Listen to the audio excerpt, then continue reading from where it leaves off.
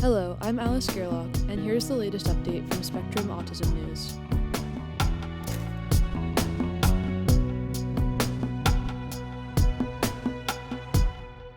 Journal Club: Why Do Some Children Lose Their Autism Diagnosis? By Deborah Fine. A study published 2nd of October in JAMA Pediatrics reports that 79 of 213 children who were diagnosed with autism at 12 to 36 months of age no longer met criteria for the condition at 5 to 7 years old. Spectrum asked autism researcher Deborah Fine, Board of Trustees Distinguished Professor Emeritus of Psychological Sciences at the University of Connecticut in Storrs, for her thoughts on the findings. In a 2013 study, Fine and her colleagues described a sample of people who lost their autism diagnosis. The new paper by Elizabeth Harstad and her colleagues reports that among the toddlers her team considered, all aged 12 to 36 months and diagnosed with autism based on criteria in the 5th edition of the Diagnostic and Statistical Manual of Mental Disorders, 37% had lost the diagnosis by age 5 to 7 years. This estimate of non-persistent autism is nearly 2 to 3 times higher than that reported in most previous studies, which have estimated that approximately 10 to 20% of autistic children lose their autism diagnosis with age. Understanding the reasons for this discrepancy is important not only for predicting a child's prognosis and recommending services, but also for defining an autism subtype that may differ in both genetic and environmental contributions. So what might explain the high estimate reported in the new study? The researchers put forth one possibility. The children in their study were older by a year or two at follow-up than the children in the prior studies, giving them more time to lose core signs of the condition. But this cannot fully explain the discrepancy, because several past studies have followed children diagnosed as toddlers into early adulthood and have come up with lower estimates for non-persistent autism.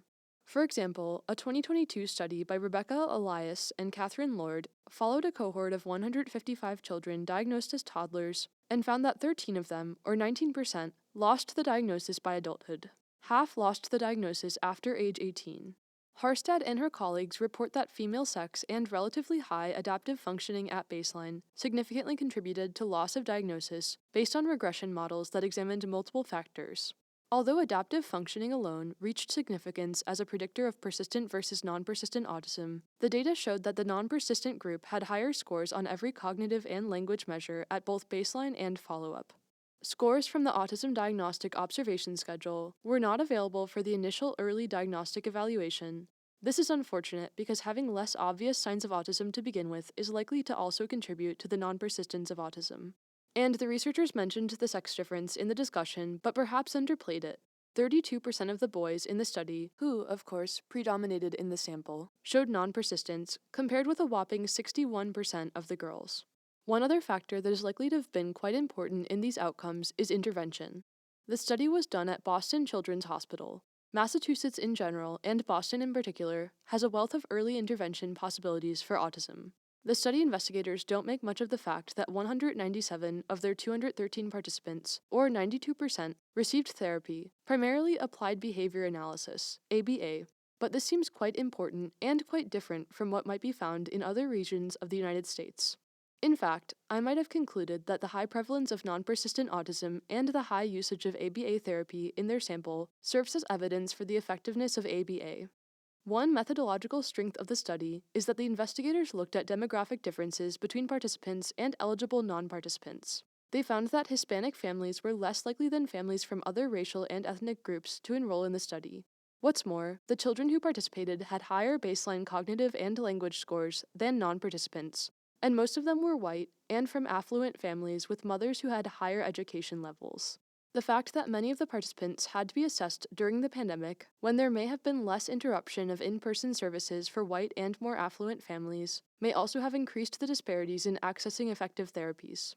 The relationship between autism diagnosis and cognitive functioning in the persistent and non-persistent groups, though somewhat complex, raises the age-old question of whether autism can span the entire range of intellectual ability and how this range affects outcome. My colleagues and I studied a group of 2-year-olds with autism and quite low cognitive functioning, all below developmental age equivalents of 12 months, and followed them to age 4. We expected that some of these children would lose the autism diagnosis but retain a diagnosis of intellectual disability, but contrary to expectation, virtually all of them retained a diagnosis of severe autism plus intellectual disability. This is consistent with the Harstad study, which found that none of the non-persistent children had cognitive scores below average. So what can one conclude from this interesting and valuable new study? I would suggest that the paper presents possible outcomes for relatively privileged children, those who are white, affluent, and have access to early diagnosis and effective early intervention, as well as relatively high cognitive and adaptive functioning at the time of diagnosis.